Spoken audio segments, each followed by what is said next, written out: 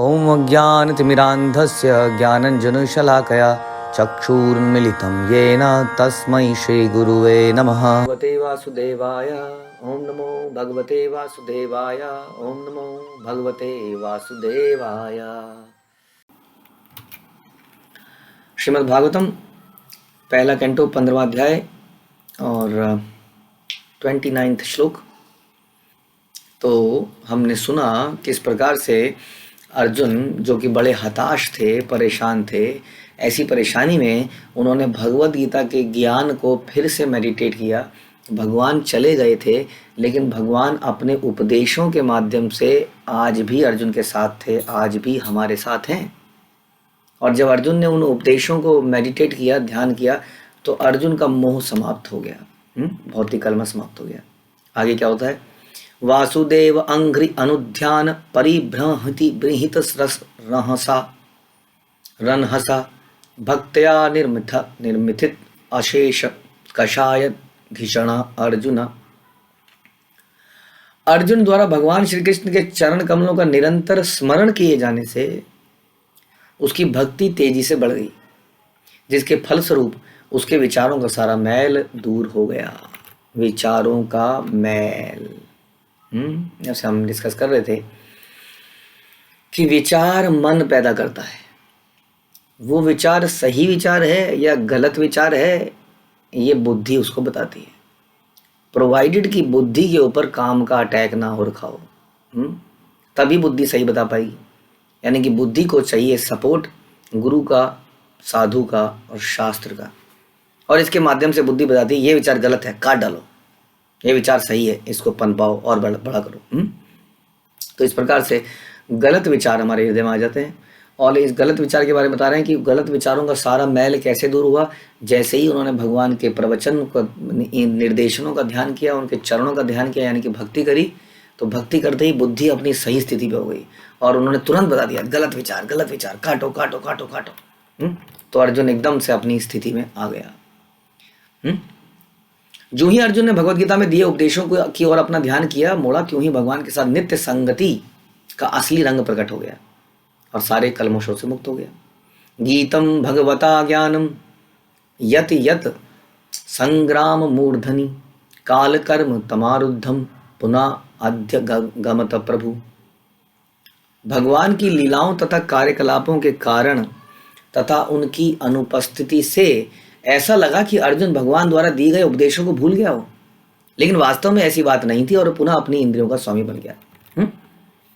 ऐसा लगा कि अर्जुन तो टूट गया, अर्जुन तो समाप्त हो गया, अब अर्जुन का क्या होगा। लेकिन भगवान ये प्रॉमिस करते हैं, कौन्त्या प्रतिजानाहि नामे भक्त्या प्रणश्यति। भगवान कहते हैं, हे कुंती पुत्र, एक घोषणा कर दो कि मेरे भक्त का कभी नाश नहीं होता है, क्षिप्रम भवति धर्मात्मा, ऐसा भगवान ने डिक्लेयर कर रखा है।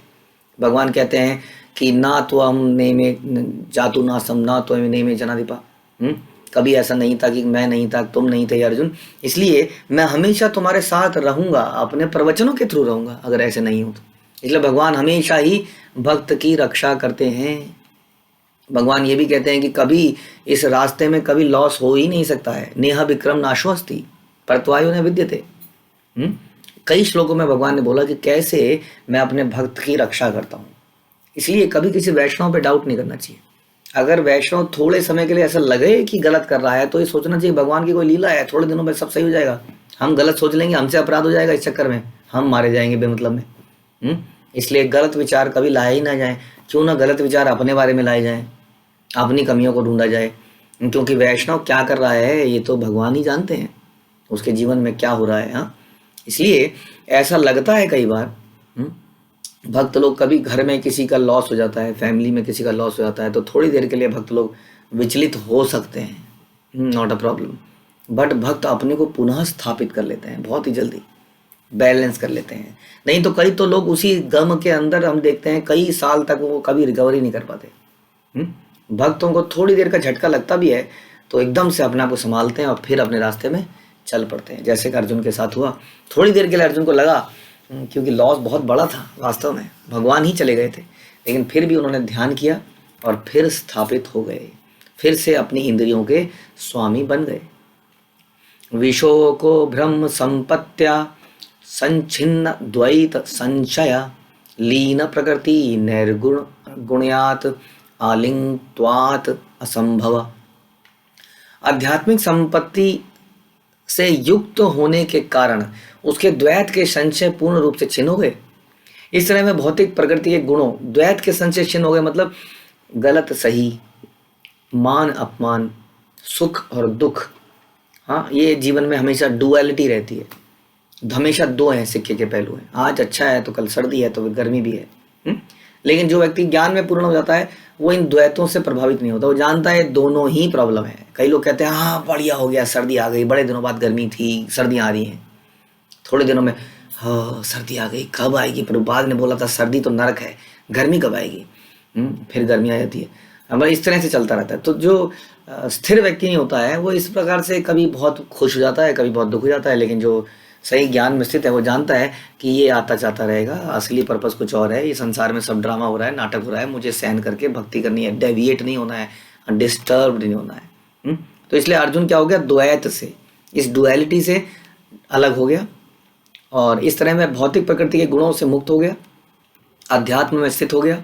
अब जन्म तथा मृत्यु के पास से में उसके फंसने की कोई आशंका नहीं थी, क्योंकि भौतिक रूप से मुक्त हो चुका था। तो भगवान प्रभुपाद यहाँ बताते हैं कि परम ज्ञान प्राप्त करके मनुष्य इसी जीवन में भगवान की निरंतर संगति में रह सकता है, इसी जन्म में। कैसे? यदि वह केवल परमेश्वर का श्रवण करे, कीर्तन करे, चिंतन करे, पूजन करे, इसी जीवन में मनुष्य उन्हें देख सकता है, उनकी उपस्थिति का अनुभव कर सकता है। यदि वह केवल भक्ति योग द्वारा, जो कि उनका श्रवण करने से प्रारंभ होता है, भगवान को जान ले। यानी कि अगर यदि हम भगवान के बारे में श्रवण ही करते रहे, केवल श्रवण। अब देखिए कितने सारे लोग भारत से और विदेशों से इस जूम के थ्रू इसको सुन रहे हैं। अब क्वेश्चन ये है कि ना तो ये एकदम क्लोज में है, कोई कहाँ है, कोई कहाँ है, कई 100 किलोमीटर दूर लोग बैठे हुए हैं, हजारों किलोमीटर दूर लोग बैठे हुए हैं, और फिर भी केवल श्रवण से उनको प्रभाव पड़ जा रहा है। यानी कि ये शब्द क्या, कितनी ताकत है शब्दों में। तो इसलिए कह रहे हैं कि भक्ति का प्रारंभ होता है श्रवण से। तो श्रवण के कारण इसी जीवन में हम भगवान की संगति कर सकते हैं।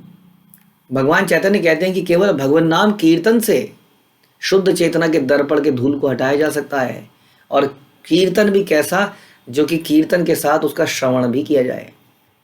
हम जब बोलते हैं हरे कृष्णा कृष्ण कृष्ण हरे हरे, हरे राम राम राम हरे हरे, तो इसको सुनते भी हैं, अपने अंदर अंदर हम इसको नहीं जपते हैं, हम इसका श्रवण भी करते हैं। इस प्रकार दोनों इंद्रियों को भगवान की सेवा में लगाते हैं।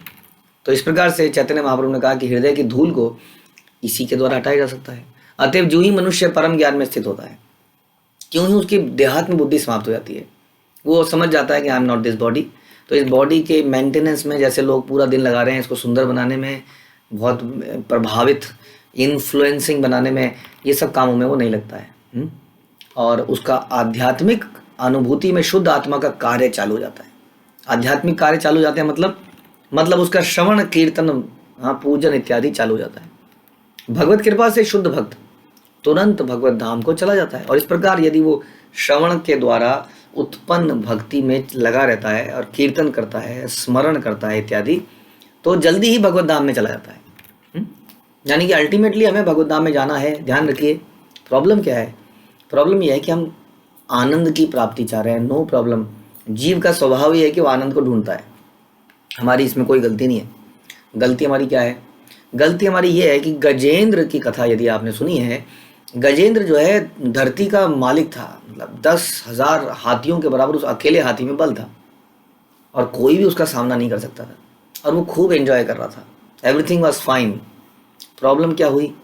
उसने सोचा कि जल पर भी मेरा अधिकार है। थल पर तो उसका अधिकार था, लेकिन जल उसके लिए स्वाभाविक जगह नहीं थी।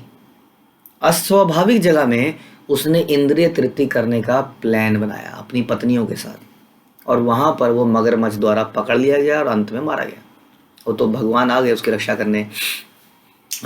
तो उसी तरीके से हम जो है आनंद की जो खोज कर रहे हैं, यही आनंद यदि हम भगवान के धाम में ढूंढते तो आनंद की प्राप्त होती, इटर्नल लाइफ मिलती, कृष्ण के साक्षात दर्शन होते हैं। जो आंखें रोज कुछ ब्यूटीफुल देखने का प्रयास करती हैं, वो सोचती हैं वो कन्या कितनी सुंदर है, हाँ वो लड़का कितना हैंडसम है। वास्तव में सबसे हैंडसम, सबसे ब्यूटीफुल भी वही हैं, सबसे हैंडसम भी एक ही आदमी है, वो है श्याम सुंदर। तो ये आंखें तृप्त हो चुकी होती, ये रोज इंटरनेट में इतनी सारी फोटोएं ना देख रही होती, ये ऑलरेडी तृप्त हो चुकी होती। लेकिन प्रॉब्लम यही है कि यहाँ पर कुछ कुछ कर रहा है। ये जगह उस जल की तरह है, ये हमारी स्वाभाविक जगह नहीं है। हम भगवान के धाम से आए थे, वही हमारी स्वाभाविक जगह है। तो इसलिए बता रहे हैं कि ये श्रवण के माध्यम से जब भक्ति का उदय होता है तो व्यक्ति जल्दी ही भक्ति को जागृत करता है और भगवान के धाम में चला जाता है। उसके फंसने की कोई संभावना नहीं रहती। जब तक मनुष्य में प्रमाणिक शास्त्रों द्वारा नियत की गई भक्तिमय सेवा के द्वारा आवश्यक आध्यात्मिक दृष्टि प्राप्त नहीं हो जाती, तब तक वह भगवान की उपस्थिति का अनुभव नहीं कर सकता। कई व्यक्ति कहते हैं, अच्छा जी आप बड़े प्रवचन दे रहे हो, क्या आप मुझे दिखा सकते हो भगवान? बताइए। तो क्वेश्चन ये है कि क्या भगवान उनके चपरासी हैं जो बोलते हैं ठक ठक ठक घंटी बजाते हैं अपनी सीट पे बैठ के, टर हाँ जी सर क्या चाहिए, एक गिलास पानी लाओ? इज गॉड योर सर्वेंट जो आप बोलते हैं पहले मुझे दिखाओ? या किसी डॉल म्यूजियम की कोई डॉल है कि पहले मुझे डॉल दिखाओ? या मैडम क्या है वो टू सैड समथिंग के मोम के बने पुतले हैं जिनको जाके आप देख लो जब मर्जी आपका मन करे? इज कृष्णा। तो आप कैसे बोल सकते हैं कि पहले मुझे भगवान को दिखाओ? प्रभुपाद कह रहे हैं पहले, प्रभुपाद ने एक बार बहुत बढ़िया, पर एक बार क्या हुआ, प्रभुपाद के कुछ शिष्य थे, तो शिष्य गोपियों की कथाएं जब पढ़ने लगे। अब प्रभुपाद हमेशा इस बात से कहते थे कि पहले कुछ मेहनत कीजिए, कुछ भाव पैदा कीजिए, दासत्व को स्वीकार कीजिए, सारी भौतिक इच्छाओं को समाप्त कीजिए, तब गोपियों के लेवल की बातें कीजिए, उनकी पुस्तकें पढ़िए। अभी वो रेस्ट्रिक्टेड हैं, वो सबके लिए नहीं है। लेकिन कुछ लोगों ने शुरू कर दिया, हाँ गोपी भाव क्लब बना लिया। अब प्रभुपाद ने उनको बुलाया एक दिन, बुलाओ जी लेके आओ। बड़े गुस्से में थे प्रभुपाद को इस डेविएशन से बड़ा क्रोध आया। तो बोले प्रभुपाद हम कुछ गलत नहीं कर रहे थे, हम तो गोपियों के भाव को पढ़ना चाह रहे थे ताकि ऐसा भाव हमारे अंदर डेवलप हो। अब हम भी सुन के तो बात तो सही कह रहे हैं, कर थोड़ी रहे हैं, ऐसा भाव तो डेवलप करना ही है ना। तब प्रभुपाद ने उनको बोला first deserve then desire. Desire करने से पहले डिजर्व तो करो। पहले डिजर्व करने के लिए कुछ तो करना पड़ेगा, कुछ तो तपस्या करनी पड़ेगी, कुछ तो त्याग करना पड़ेगा, कुछ तो नियमों का पालन करना पड़ेगा, तभी तो आप डिजायर कर सकते हैं। आज की डेट में अपरिपक्व स्थिति में क्या हमारी डिजायर परिपक्व हो सकती है? कई बार हम बच्चे की कुछ डिजायर को किसी तरह से नज़रअंदाज करते हैं, इधर उधर करते हैं, क्योंकि हम जानते हैं कि बच्चे के अंदर कैसी भी डिजायर पैदा हो सकती है। अभी हम भक्ति में बच्चे ही तो हैं, हमारी डिजायर क्या सही है ये तो गुरु ही बताएंगे। तब प्रभुपाद ने वो बोले कि प्रभुपाद ये चैतन्य महाप्रभु ने तो कहा है कि गोपियों का भाव सर्वोत्तम है। हाँ चैतन्य चरितमृत में प्रभुपाद ने बोला तो तुमने चैतन्य, हम तो चैतन्य चरितमृत को ही तो स्क्रूटिनाइज कर रहे हैं। प्रभुपाद ने उनको बोला तो तुमने चैतन्य चरितमृत के उस खंड को क्यों नहीं स्क्रूटिनाइज किया जिसमें चैतन्य महाप्रभु बोलते हैं कि मैं तो मूर्ख हूँ, मेरे गुरु ने मुझे हरे कृष्ण महामंत्र के लिए जपने के बोला, मैं केवल वही जपता हूँ। ये वाली बात स्क्रूटिनाइज क्यों नहीं करी? चैतन्य महाप्रभु ने तो ऐसा नहीं किया। हाँ तो इस तरीके से हम लोग कई सारे, है ना, ऐसा हमें लगता है कि हम सही हैं। हाँ इसलिए बताया कि गुरु के अनुसार चलना बड़ा अनिवार्य है। तो इसलिए भगवान की उपस्थिति का अनुभव तब तक नहीं कर सकता जब तक आध्यात्मिक दृष्टि को प्राप्त ना कर ले। जब तक नहीं प्राप्त है तब तक जिसकी आध्यात्मिक दृष्टि है उसकी बात को मान के फॉलो कर ले, इसी में हमारी भलाई है। अर्जुन को यह अवस्था कुरुक्षेत्र के युद्ध भूमि में पहले मिल गई थी। हाँ ये दृष्टि अर्जुन को कुरुक्षेत्र युद्ध में मिल गई थी। इसलिए जैसे ही भगवान की अनुपस्थिति हुई उन्होंने तुरंत भगवान का आश्रय लिया उस ज्ञान के माध्यम से, और भगवान का चिंतन किया, श्रवण किया, कीर्तन किया, और फिर से अपने सही स्थिति में स्थापित हो गए। निशम्य भगवत मार्गम संस्थाम यदुकुलस्य च स्वपाथ पथाय मतिम चक्रे निभृत आत्मा युधिष्ठिरा। भगवान कृष्ण के स्वधाम गमन को सुनकर तथा यदुवंश के पृथ्वी के अस्तित्व का अंत समझकर महाराज युधिष्ठिर ने भगवत धाम जाने का निश्चय किया। अब जो है सारे पांडवों को बात फैलती चली जाएगी कि भगवान चले गए। भगवान के भक्त युधिष्ठिर महाराज भगवान के बड़े प्रिय थे, वो सारे संसार के राजा थे, सारी संसार की सुविधाएं उनके पास थी, कोई दुश्मन नहीं था, कोई टेंशन नहीं थी। लेकिन भगवान के चले जाने के बाद उन्होंने कहा क्या करना है इन सब चीज़ों का, व्हाट इज़ द यूज़। जब हमारे जीवन में कृष्ण नहीं है तो हमारे जीवन का क्या यूज़ है। यानी कि कृष्ण को जीवन में लाया जाए, यही जीवन का एकमात्र उद्देश्य है। जब युधिष्ठिर महाराज को पता चला कि कृष्ण चले गए हैं तो उन्होंने भगवत धाम में जाने का निश्चय किया। और प्रभुपाद पर्पण में बताते हैं इसकी नकल मानने की जरूरत नहीं है। ऐसा हम नहीं सोच सकते कि ऐसा उन्होंने कैसे कर लिया, हम भी कर लें, हम भी अभी एक चूहे मारने की गोली खा लें और हम भी बस भगवान के धाम में चले जाएंगे।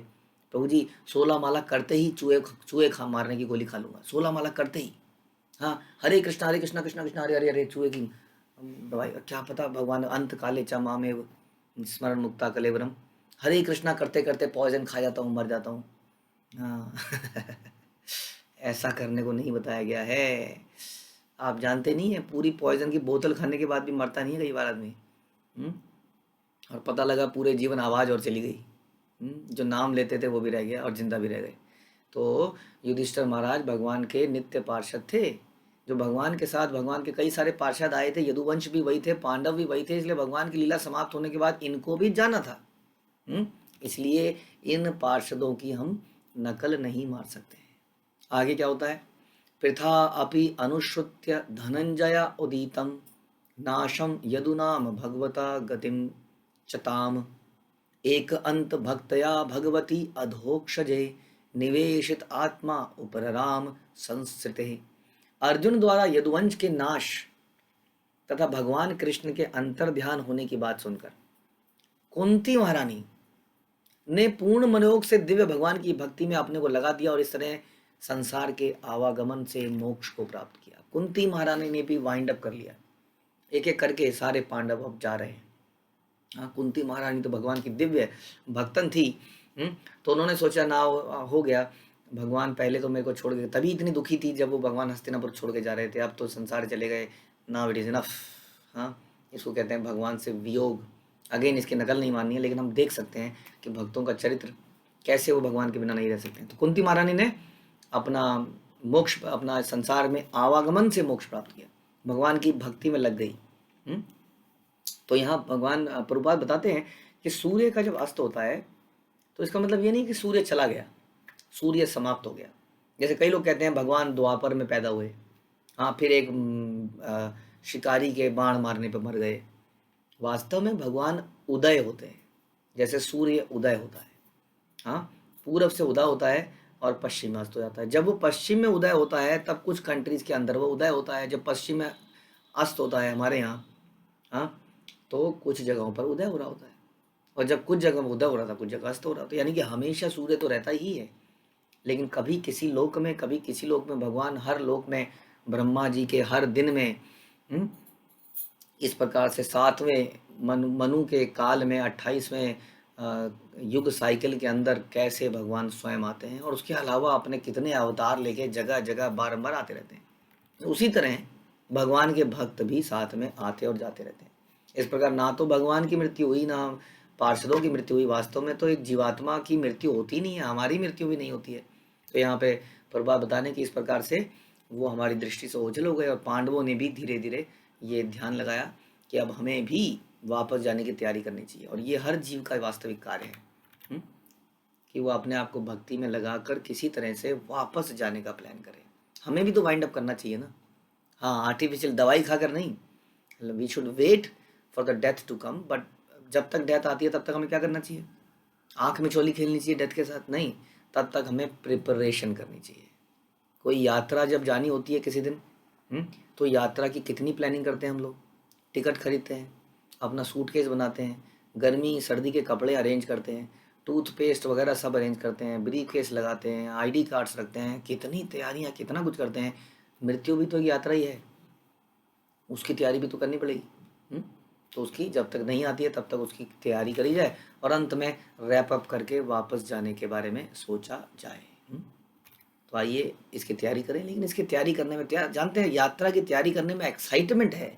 आप सोचेंगे प्रभु जी क्या बोल रहे हो, मरने की तैयारी करेंगे, बैग पैक करेंगे अपने यात्रा में तो एक्साइटमेंट होती है। प्रॉब्लम यह है, हम सोचते हैं मृत्यु मतलब अंधकार। अरे नहीं, ओम अज्ञान तिमिरांधस्य ज्ञानंजन, ये संसार में भी अंधकार है, हमारे अंदर भी अंधकार है। इस संसार को सूर्य की रोशनी चाहिए, चंद्रमा की रोशनी चाहिए, यहाँ हमेशा अंधकार है। वास्तव में यदि मृत्यु के बाद हम भगवान के धाम में जाते हैं तो भगवान क्या बोलते हैं, ना तद भाष्यते सूर्य न शशांको न पावक। कि कोई सूर्य की आवश्यकता नहीं है, कोई चंद्रमा की आवश्यकता नहीं, कोई बिजली, कोई एनर्जी नहीं चाहिए, वो हमेशा दैदीप्यमान रहता है। ऐसे लोग में जा रहे हैं आप, हाँ, तो वेयर इज़ द प्रॉब्लम? जब आप बहुत अच्छी यात्रा में किसी अच्छी मायापुर की ट्रेन यात्रा की प्लानिंग करते हैं तो क्या लगता है, वाह वाह वाह, चलो चलो चलो, एक्साइटमेंट। तो इसी एक्साइटमेंट में आइए हम इसकी तैयारी करें और हरिनाम का संकीर्तन करें। हरे कृष्णा। शिल प्रभुपाद की जय। ग्रंथराज श्रीमद् भागवतम की जय।